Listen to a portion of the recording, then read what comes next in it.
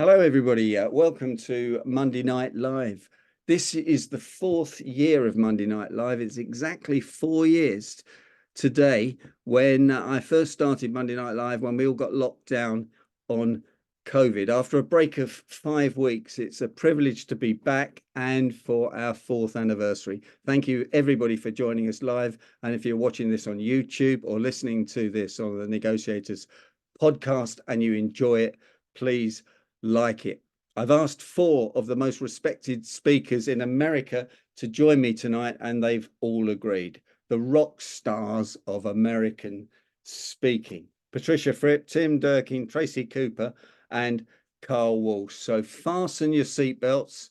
I'll start the turbo rockets, and over to you, Patricia Fripp in San Francisco. Patricia, thanks for joining us.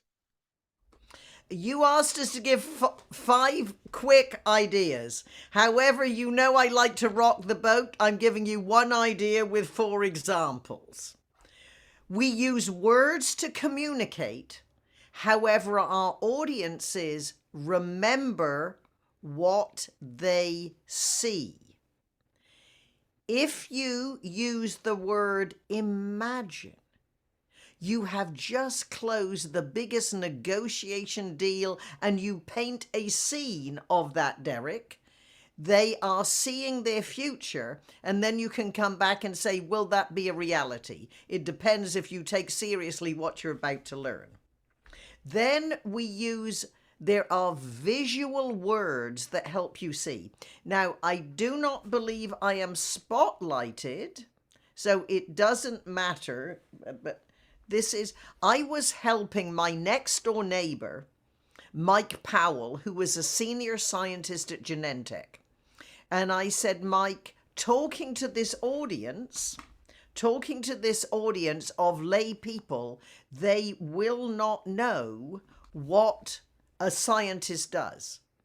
So I said, tell us what it's like to be a scientist at the beginning of your presentation.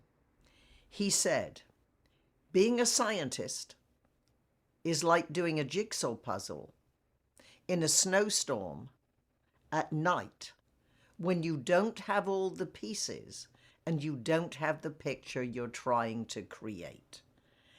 I don't know about you, but when I say being a scientist and I see somebody in a white coat, is like doing a jigsaw puzzle. I go back to my brother and me as kids. And you see, so your scenes change. The next is, as Tracy would tell us, about better quality words. Better words certainly create better pictures.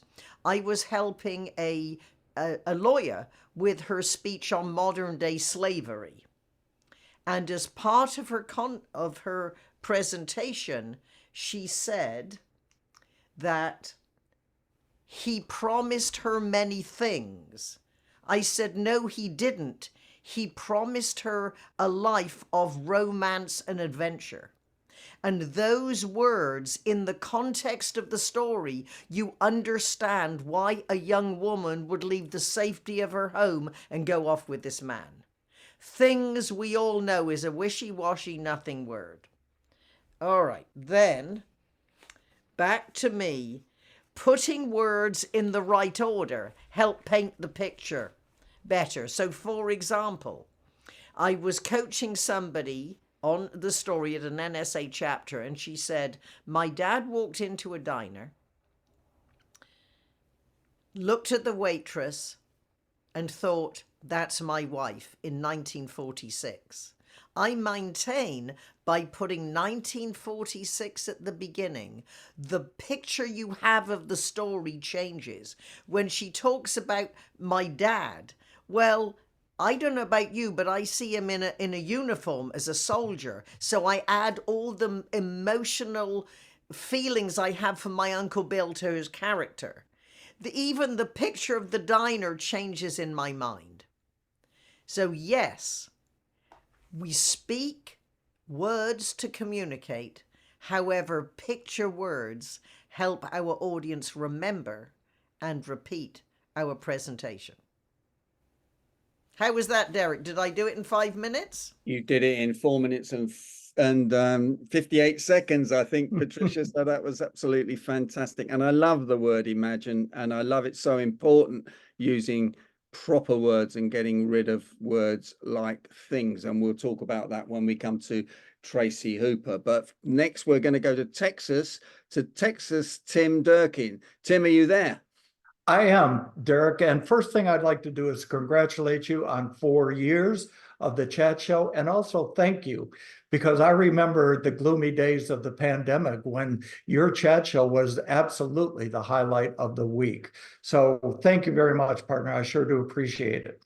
I've been studying, as you know, how successful people become so successful. How do elite performers become elite performers? How does Warren Buffett have so much success in terms of his investments, etc.?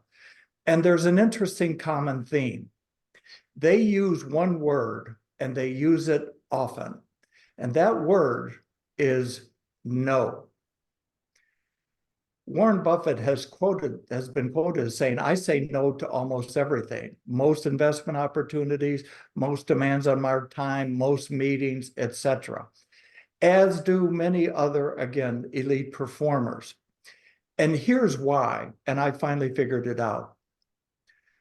When you say yes to something, and we all, being the people that we are in this show that I know of and your audience, we tend to say yes a lot. We're nice people, we try to be kind people, we're helpful, supportive, etc. But every yes brings what I call a yes tax.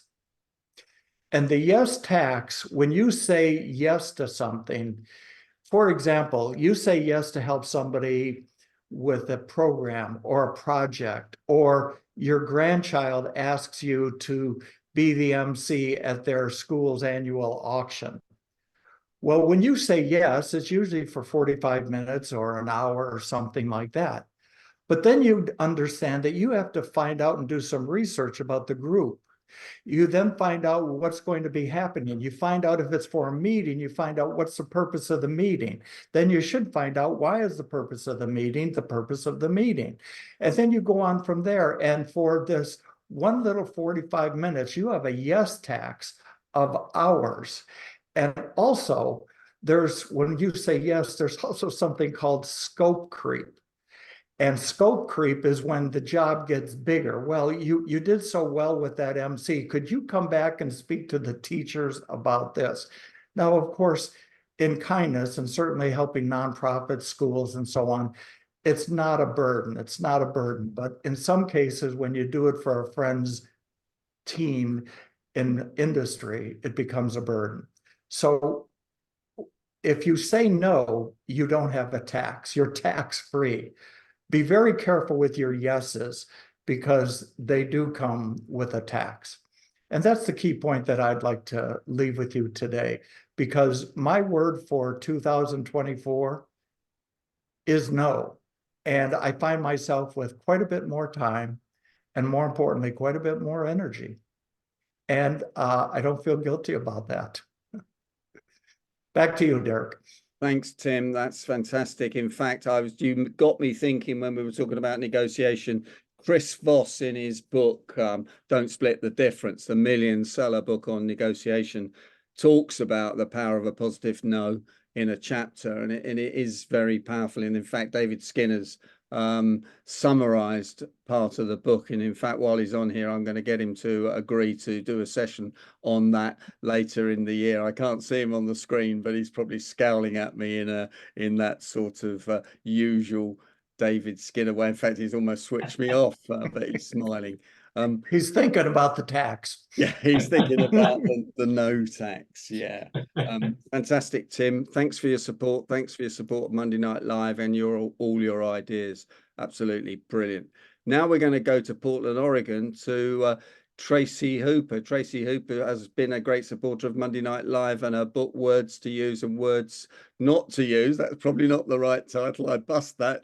Tracy, do forgive me. Are you there, Tracy? I'm here and all is forgiven. Yep. Thank you. The invitation is all I need. You don't need to promote my book. I'll let Patricia do that. I have a question for you all. Who among us has ever interrupted someone before? Raise your hand if you've ever interrupted someone before. Yeah, very common. And we do interrupt people from time to time. We get excited about something and we blurt out our comment. We have an idea. We don't want to forget it. Or someone is talking so slowly that we can't help and we jump in and interrupt them. Or we have a limited time and we need to get on with the subject at hand. So it's common for us to interrupt people. And we have all been interrupted. And many times, like you all, I will let it go. It's not a big deal. But there are people in our world, and you don't have to raise your hand for this, but you can tug on your ear if there's someone in your world who is what I would call a serial interrupter. That person who can't help it, they step on you all the time. And I want you to tell me, Derek, if you could look in the chat box, I'd like people to put in the chat one feeling that you have when you are constantly interrupted by one person or perhaps several people. How does it make you feel in a word? And see what do you want to read this, Derek? Yeah, I'll read it. I put in upset. Somebody else has put in upset, annoyed, frustrated, dismissed, wasting time, annoyed. Yeah, all those words, all those emotional words. All those Irritated. words are true. Yes, indeed. And there's hope, everybody, because we're going to talk about words to use when you are interrupted. But first, I would like to talk about body language, and then facial expressions, and then the words to use. Let's talk about body language. There's nothing more confident than having ourselves have good body posture. And when you're interrupted, you can lean in. That's the body language. You can lean in, and you could even hold up a finger and say, a nod and say, it's as if I hear you. I know you want to say something. So lean in. Facial expressions. I want you to have a neutral facial expression. It's neither fish nor fowl. It's a calm facial expression. And remember to look people in the eye. If it's on a Zoom call, look directly into that camera. Right now, I'm looking down at the screen and I can see my own background and people are nodding, but it doesn't feel like I'm looking at you. But when you look into that camera, now it feels like you're making eye contact with people. If it's in person, look at them in the eye. And if it's tricky, look at the bridge of their nose. It's a great fake. So body language, facial expressions, eye contact, and now let's talk about words to use. One idea I have is that if you are the leader in an organization, you can go right in and say, we have 20 minutes, we need to make a decision, and I'm going to keep a timer. Make your comments brief. That way you avoid people interrupting you. If you are the speaker, you can avoid, as we say, the near occasion of sin. You can avoid an interruption by saying, I have a concept, or I have an idea, or I have a proposal to share. It will take 6 minutes, and then I'd love to hear your comments. So now you're preempting, you're keeping people from interrupting you. Let's talk about words to use. I'm going to share my screen. And thank you for the opportunity. Let me know if you all can see that. Can you see the screen? Yep, we can see that. That's Excellent. fine. Great, here we go. First of all, I want you to consider using someone's name. When you use someone's name, scientists tell us it activates a part of their brain that gets their attention long enough for them to stop talking. It's as if you're walking down the street and somebody says, Mom, and all the moms turn around. Dad, all the dads turn around. We love the sound of our own name. So use someone's name and then use your I statements. I statements give you a chance to express what you want, and they don't make the other person feel defensive. So quite simply, Oliver, I'm almost finished. Just a moment, please. Here's another one. Lewis, I want to be mindful of our time and stay on track. I did a program for the Mayo Clinic about a month ago, and the doctors were saying they have patients who come in and they want to talk and talk and talk. This is a good expression for them to use. I want to be mindful of our time and stay on track. Here's another one. I love this. I'm going to read it and then explain the background. Ava, I know transparency or clarity or efficiency or collaboration or being detail-oriented is important to you, and that's what I'm highlighting here. What you're doing is you are assigning a trait or a quality that you want Ava to have. Or perhaps Ava does have that trait or quality. And now Ava's thinking, oh, Tracy thinks of me as valuing clarity. I will listen. You use their name, it gets their attention. A few more. Emily, this is for someone if they are in a position of authority. Emily, I respect your position as the senior vice president as the CEO or the chairman of this committee. And based on my experience, the data, the metrics, the client feedback, here's my take. So you're acknowledging Emily's position and using the word and, except, instead of but. You know, people, anything you say after but, people, it diminishes what they've offered. 2 more. Aubrey, stick with me a moment. Thank you. It's quick. You don't need to make a meal out of it, and you don't need to apologize after you're asking people not to interrupt you. Aubrey, stick with me a moment. Thank you. And finally, Taylor, hold on a minute, please. You'll be interested in this. And now all of a sudden, Taylor thinks, oh, she thinks this is something I'll be interested in. I'll be quiet. There you have it. Words to use if you are interrupted. Thank you for the opportunity. Fantastic, Tracy. Thanks very much. And words to use and words to lose is so they're so important, aren't they? They're really so important, and people get the words wrong. And it looks like we're all upset about being interrupted. And how many times do we get interrupted? And I'm going to hand over now to my friend Will Kentish, who moved from Manchester because it rains so much in Manchester. He moved to London, and I don't blame him on that, and ask Will about interruptions on networking, which might throw you out. Will, you weren't expecting that one, but what do you do when someone interrupts you when you're networking? Well, Tracy, thank you for being my warm-up act, because you talked about interrupting. Well, a very, very close relation of that is hijacking. So, for example, Derek, what was the last holiday you went on? I went down to Swanage in Dorset. You went to Swanage, Derek. Do you know what? I was in Swanage a couple of years ago. It was absolutely fantastic. The rain didn't stop for the whole week I was there. We went to that pub, the Old Fisherman, you know, just on the coast there. So interrupting is bad, but hijacking is just as bad. And people do it. My wife is a very good hijacker, everybody. Sometimes I have to give her a nudge. Trudy, let them finish. So hijacking and interrupting are very close relations. I hope that'll do for you, Derek, and everyone else. That was brilliant. I'm just trying to get my head around hijacking and interrupting. Are they almost the same, Will, or not? Well, what do you think, Tracy? No, I don't think so. Interrupting can turn into hijacking. Someone can interrupt you to say what they want to say, and then they go on and on and on. And that gives you a chance to say, you know, Will, hold on 1 second, I'm almost finished. So you can, if you know someone is going to continue along with their train of thought, then you can use one of these words to use to get it back on track. But you always want to acknowledge people. You can say, oh, you know, you're right.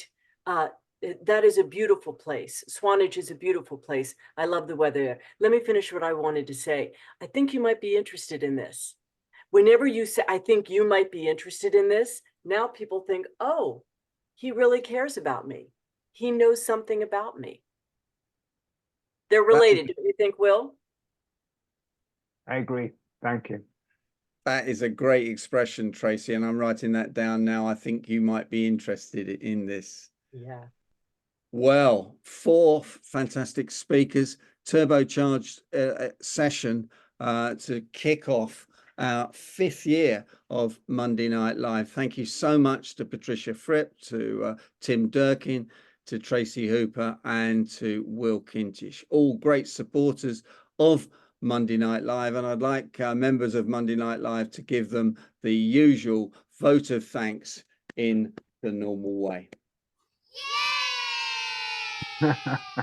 Oh, I wish I need that, Patricia. I need that. How do we get that onto the show? That is absolutely brilliant. Thanks for joining us. If you're watching this on YouTube, listening to this on the Negotiators podcast, and you liked it, please like it. Please recommend it to your friends. Please join us on Monday nights. Next week is Easter, so we won't be on, but the week after we'll have another fabulous guest. Thanks for joining us, and thanks to our very special experts, 3 from America and 1 from the UK.